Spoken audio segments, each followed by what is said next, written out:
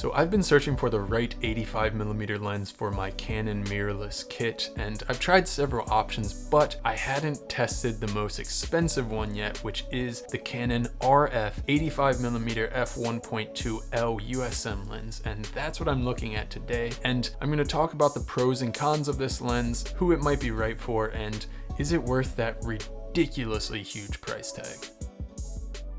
So before we get started, quick shout out to a friend who saved this video. Really, his Instagram tag is @crumpyc, and when I was initially testing this lens, I messed up a few shots in a few of the tests and I needed to go back and redo them, but I didn't have the copy that I was borrowing anymore.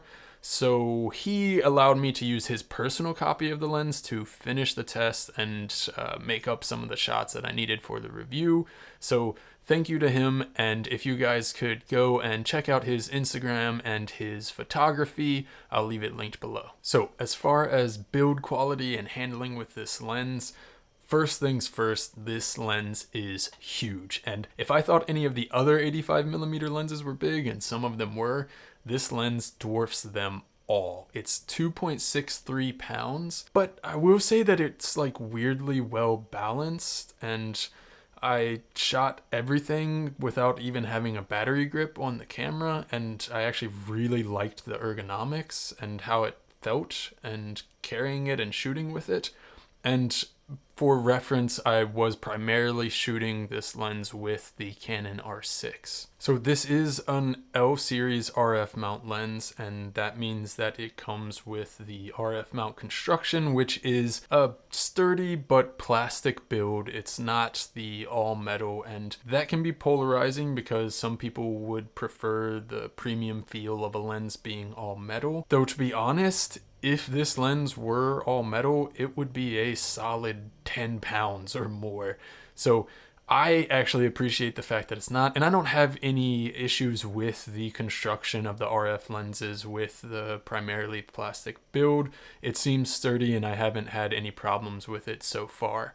But again, if you want a lens that is all metal in an L series lens, you're going to be disappointed with that. If you do want something that is sturdy but also lightweight, then I think you will like the construction of this lens.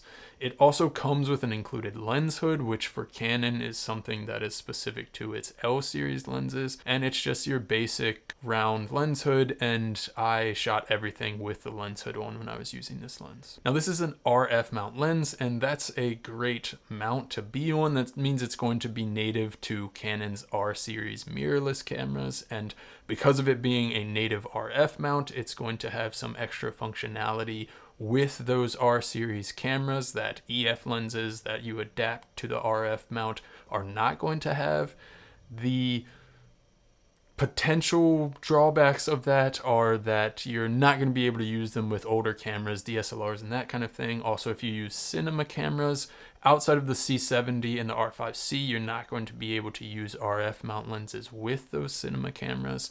And one good thing about the RF lenses is that you don't need to use an adapter to use them with the RF mount cameras, but you also can't use things like the ND filter adapter and speed boosters, but that's a pretty specific need. So I think for most people, the fact that this is an RF mount lens on RF mount camera bodies is definitely going to be a positive thing. As far as what we have on the lens, we have one pretty good size focus ring, and manual focus experience with this lens was really good. It has a nice focus throw. We also have an autofocus to manual focus selector switch. We have a focus limiter, which is nice to have, although to be fair, I didn't ever actually feel that I needed it because autofocus performance was very fast and reliable. We also have the control ring that RF lenses tend to have, and you can map custom settings to this. And then we do have an 82mm filter thread on this lens, which is pretty large, but not quite so large that it makes the filters uncommon and difficult to find. So photography with this lens, and realistically this is a photo first lens. And it's an 85mm lens, so that is very typical for portraiture. And then you also have the maximum aperture of f1.2, so it seems very appealing for use in that case. But how is the image quality? And there really is not an accurate English language adjective to describe how good the images on this lens are. I mean, straight from wide open f1.2, amazingly beautiful and sharp images. I mean, the sharpness, again, straight from wide open, it's ridiculous how sharp and how just optically amazing these photos are.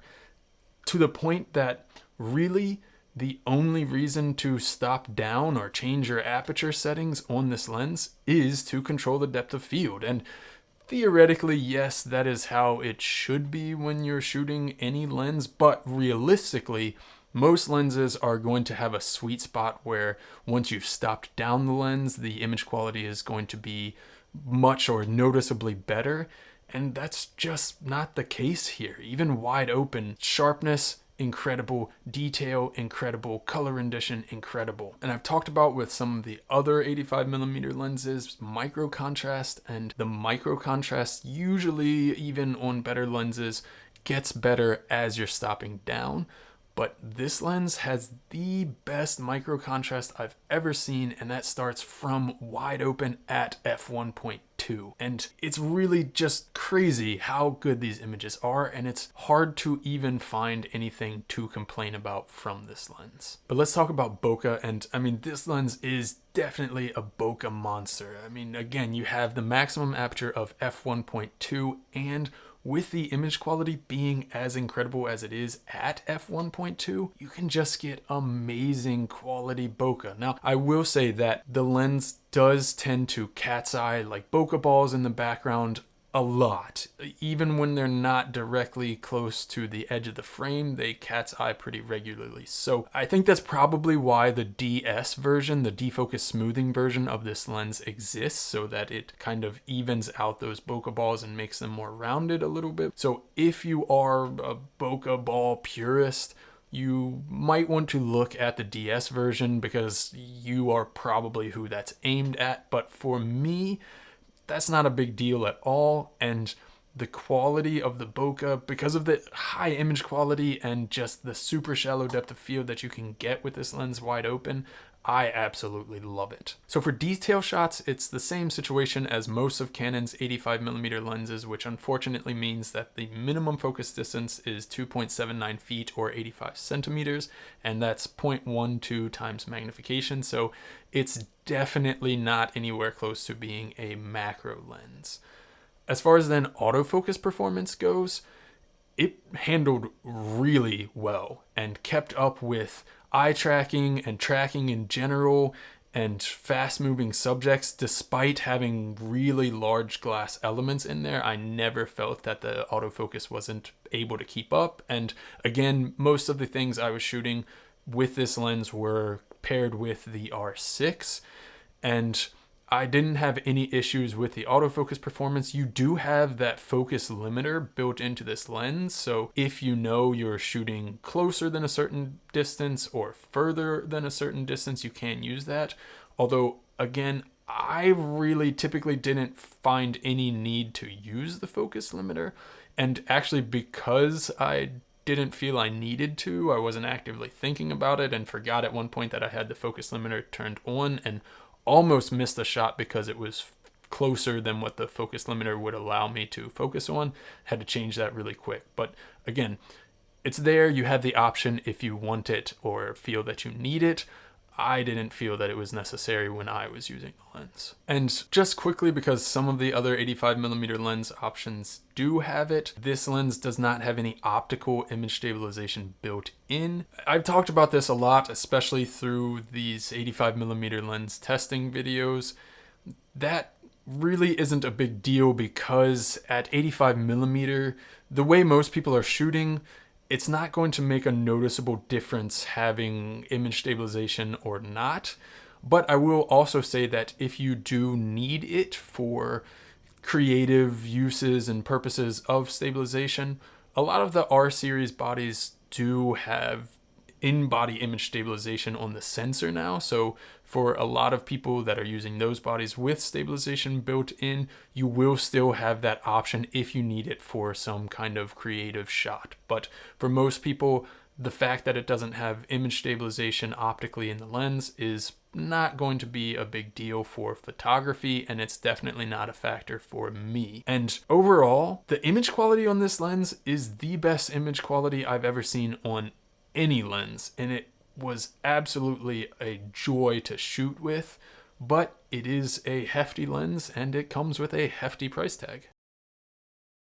So when it comes to video, this was pretty interesting actually. And first of all, image quality, let's get it out of the way. Absolutely amazing. Just beautiful color rendition, crazy good sharpness, again, even completely wide open, super sharp images, and I really just cannot rave enough about how good the images look off of this lens. Now, for handheld video, again, there is no optical image stabilization in this lens, and at 85mm, you definitely need some sort of stabilization if you're filming handheld. Although the fact that it doesn't have optical image stabilization would have been a bigger deal a couple years ago, now not so much, because several of the bodies within the RF mount have built-in in-body image stabilization, and the 85mm RF lens here works really great with that IBIS system that is in those R series cameras. And one of the advantages there is that the RF lenses have some extra information that they send to the camera so that the in-body image stabilization works even better with those RF lenses, even if they don't have the optical image stabilization built into the lens. So handheld video with IBIS and this lens combined is actually really nice and really smooth. Now, I will say one thing to keep in mind is that you obviously have to make sure that the IBIS is turned on, and that seems like duh, but a couple times it happened to me where I had a different lens attached to the camera body that did have optical image stabilization, and turned that IS off when the lens and camera were in my bag, and then switched lenses to the 85, and because the lens switch had been in the off position before I switched the lenses, it had turned the IBIS system off in the camera, and then when I started filming, the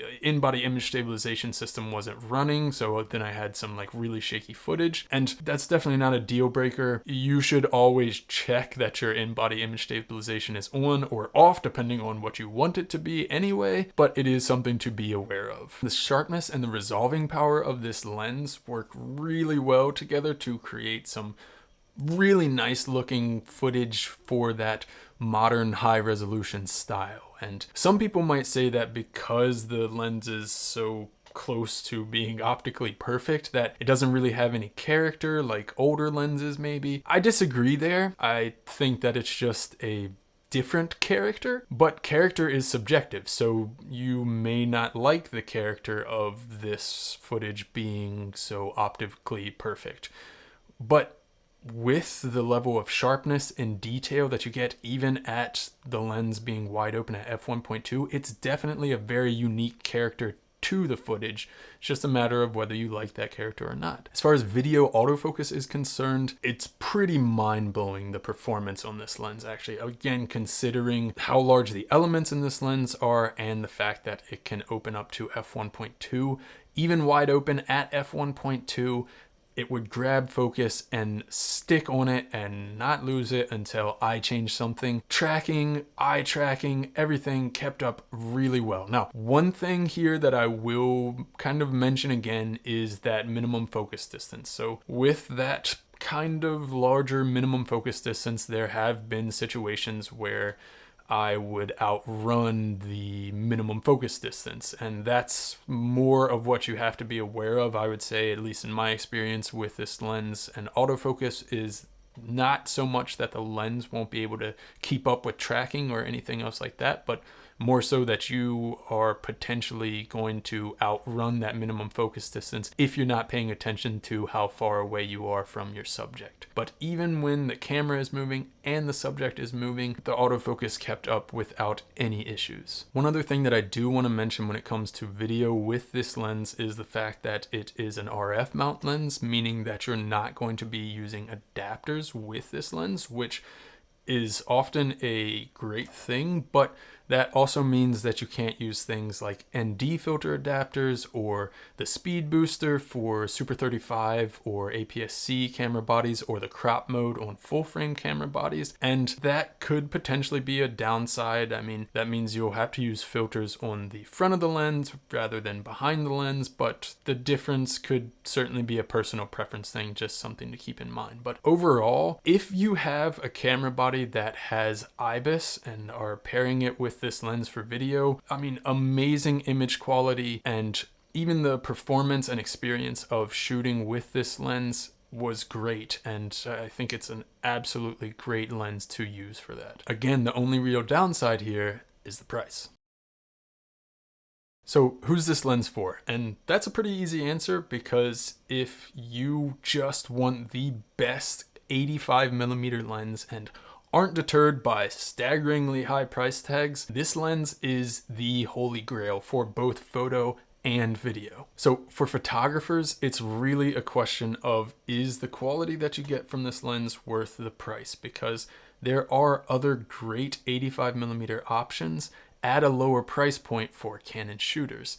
And especially if you're not shooting completely wide open aperture all the time with your 85mm, some of those other options, once you stop down, have image quality that compares and even rivals the image quality that you get out of this lens. So that's something to keep in mind. But if you want the best image quality on an 85mm lens, this is 100% it. For video shooters, it's similar here in that this is an amazing lens with an amazingly high price tag. Another thing you need to think about if you're a video shooter is whether you want to be using ND filter adapters and speed boosters. If so, then the EF options might be more compelling just for that added functionality with those adapters and accessories. And again, there are several options for 85mm lenses for Canon shooters, and I'll link the playlist right here of my thoughts on those 85mm options that I've tried so far. But I will say that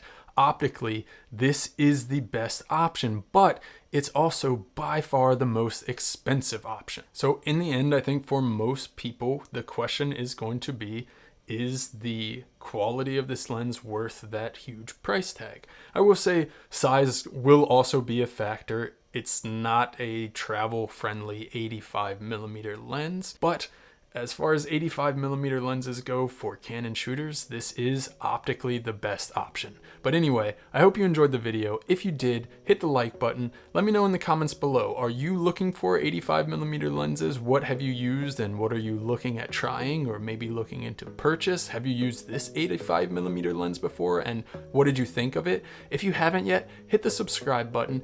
If you're interested in buying this lens or any of the other gear that I've mentioned in the video, in the description down below, I'll have affiliate links for those. And if you use those affiliate links to purchase, it'll help support this channel without any extra cost to you so that I can continue making videos for you guys. Thanks. See ya. You gotta focus on yourself, on your faith, on your dreams, on your mind, on your health, yeah. You gotta work, never tell, keep your head down, find what you love and excel, yeah. Push and pull and repel any hate, go create what you want, feel compelled, yeah.